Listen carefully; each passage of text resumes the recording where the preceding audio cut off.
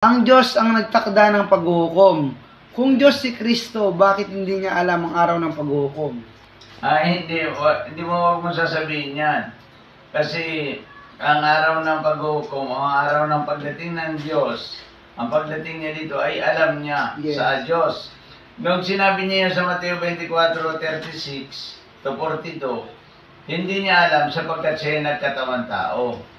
Ang ibig sabihin na ang tao ay hindi niya alam na kung kailan darating ang Panginoong Hesus. Pero sa Diyos, at hinubad niya ang pagka-Diyos at nagkatawang tao para tapusin ka sa kasalanan. Pero kung sa Diyos siya pag-uusapan natin, ay alam niya ang paghuhukom at alam niya ang pagdating niya dito sa ibabaw ng lupa.